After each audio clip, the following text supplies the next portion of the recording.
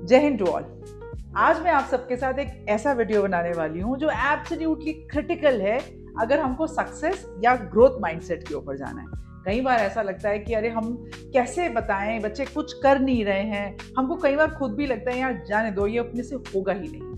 इन सारी चीज़ों को कई बार हम प्रॉब्लम्स की तरह देखते हैं, जो वास्तविकता में प्रॉब्लम्स शायद है ही नहीं, पर हम उनको प्रॉब्लम्स की कैटेगरी में पहुंचा देते हैं। तो कैसे प्रॉब्लम तक नहीं पहुंचे, कैसे आइडेंटिफाई करें कि हम फिक्स माइंडसेट पर हो रहे हैं, और क्या वो स्टेप लेना है कि हम कूदकर सीधा का सीधा ग्रोथ माइंडसेट पर आ जाएं और वहां से हमारी एक ट्रैजेक्टरी स्टार्ट हो जाए।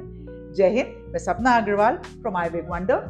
मेरे वीडियो को लाइक करें, चैनल को सब्सक्राइब करें, और इसके ऊपर ही पूरी डिटेल्ड वर्कशॉप लेकर आ रही हूं मैं 6 अगस्त को। लेकिन ये मेंबर स्पेशल है, तो आपको एक थोड़ा सा समझाने के लिए कि क्या है, कई बार ना समझ नहीं पाते हैं, तो मैंने एक छोटा सा वीडियो आज आप सबके लिए बनाया है। समझ के देखते हैं। कुछ 4 साइंस आपको बताती हूँ जिससे इमीडिएटली पता चल जाएगा कि ये तो फिक्स माइंडसेट है और ये करना नहीं चाह रहे हैं, कोई प्रॉब्लम नहीं है। नंबर 1, एफर्ट नहीं लेना चाहेंगे, डर लगेगा। नंबर 2 पर कि भाई फेल हो गए तो फिर क्या होगा।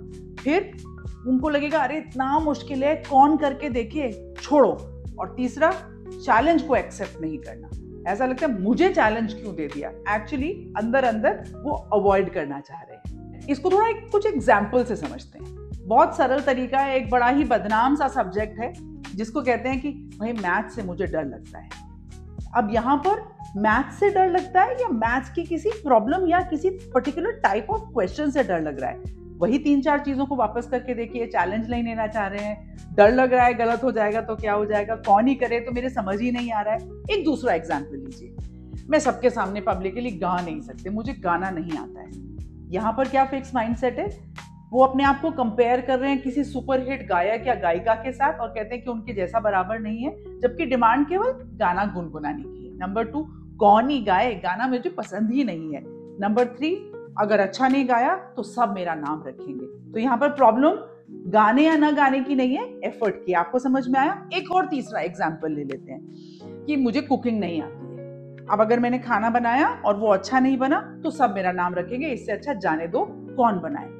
इन तीनों एग्जाम्पल्स में आपने देखा प्रॉब्लम इस बात की नहीं है कि उसको करना नहीं है, उसको करना नहीं आता, या बिल्कुल कितना भी सिखा लो, कितना भी एफर्ट ले लो, वो करना नहीं चाह रहे। प्रॉब्लम इस बात की है कि उनको डर है, फियर ऑफ फेलियर। यहां पर आपने आइडेंटिफाई किया कहां पर फिक्स माइंडसेट आ रहा है। अब इसके सॉल्यूशंस देखते हैं। ये कहने में जितने आसान है, यहाँ पर 3 स्टेप को आइडेंटिफाई करना पड़ेगा, जो मैं वर्कशॉप में बताऊंगी कि कैसे आप फिक्स माइंडसेट आइडेंटिफाई करें, फिर कैसे हमको अपॉर्चुनिटीज, ग्रोथ अपॉर्चुनिटीज दिखाई दे, और वो पहला कौन सा स्टेप है जो हमको टुवर्ड्स ग्रोथ माइंडसेट लेना है। पर सॉल्यूशन आज अभी जैसे मैंने प्रॉब्लम्स दिया, इसी में हम समझ के देख। अगर कोई चैलेंज किसी ने दिया जिसको हम चैलेंज मान रहे हैं बिकॉज ऑफ फिक्स माइंडसेट, तो अंदर सॉल्यूशन की तरफ क्या आना चाहिए, चलो करके देखते हैं। किसी ने क्रिटिसाइज करा, मतलब गाना गाया, और किसी ने कहा क्या ही गाया तुमने गाना, इसे तो नहीं गाते।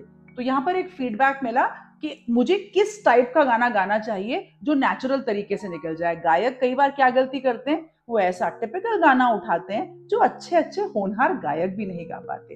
तो अगर पब्लिक में गाना है तो कुछ ऐसा गाना उठा लें जो कोई भी गा ले। यही बात कुकिंग की आई। अब कुकिंग के अंदर जरूरी नहीं है ना कि आप 11 कोर्स मील ही सर्व करें। आप कोई ऐसी चीज बनाएं कि उसको बनाकर टेस्ट करने में या बनाकर प्रेजेंट करने में गलती हुई तो आपको इंस्टेंट और राइट फीडबैक मिल जाएगा और आप उसको सुधार लें। अब 11 कोर्स मील में क्या क्या सुधारेंगे? So that is how we have to understand कि हम ग्रोथ माइंडसेट के ऊपर क्या स्टेप्स लगेंगे। तो सिंपल लगा अभी आपको? अब मैं आपको वो बताती हूँ कि जो गलती बहुत सारे लोग कर देते हैं और आपके अप्रिसिएशन या प्रेज करने के बाद भी बच्चे फिक्स माइंडसेट से पूरी तरह से बाहर नहीं आ पाते। जैसे बच्चे की अगर ए ग्रेड आया तो आपने कहा very nice, you have got an A grade, you are a very good child. गलती हो गई, ए ग्रेड को एप्रिसिएशन मिला, बच्चे को तो एप्रिसिएशन मिला ही नहीं। ग्रोथ माइंडसेट के अंदर आप बच्चे को क्या कहेंगे? Fantastic efforts, I know you are working very hard on this project and see the results are over there, I was never worried about your grades. जैसा मैं आपको कह रही हूं, ये तो मैंने आपको बहुत सिंपल एग्जांपल्स दिए। कई बार लाइफ में हमारे अपने लिए बहुत ही क्रिटिकल सिचुएशंस आती हैं जहां पर हमको बड़े डिसीजंस लेने होते हैं जो शायद हमारी बहुत बड़ी ग्रोथ को रोक रहे होते हैं। तो उन बड़े डिसीजंस को लेने के लिए पहले ये तो कैसे आइडेंटिफाई करें कि हम अटके हुए कहां पर हैं। तो जैसा मैंने कहा 6 अगस्त को हम वर्कशॉप कर रहे हैं मेंबर्स के लिए, बस आप क्लिक करें और जल्दी से मेंबर्स बन जाएं और फिर इस वर्कशॉप को हम पूरा डिटेल में करेंगे। बच्चों के साथ अगर आप कर रहे हैं या खुद को भी अगर आप कर रहे हैं, एक गुरु मंत्र जरूर बताइए। See our body is made up of muscles, और मसल्स की एक खासियत होती है कि जितना आप उनसे काम करवाते रहेंगे वो उतना बढ़िया काम करते रहेंगे।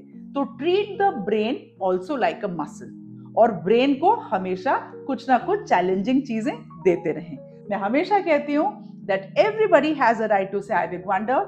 मेरे चैनल को सब्सक्राइब करें, वीडियो को लाइक करें, और अगर आपको फिक्स माइंडसेट से ग्रोथ माइंडसेट पर स्टेप बाय स्टेप आगे बढ़ना है तो I will be waiting for you on 6th of August, how to move from fix mindset to growth mindset. आज के लिए जय हिंद।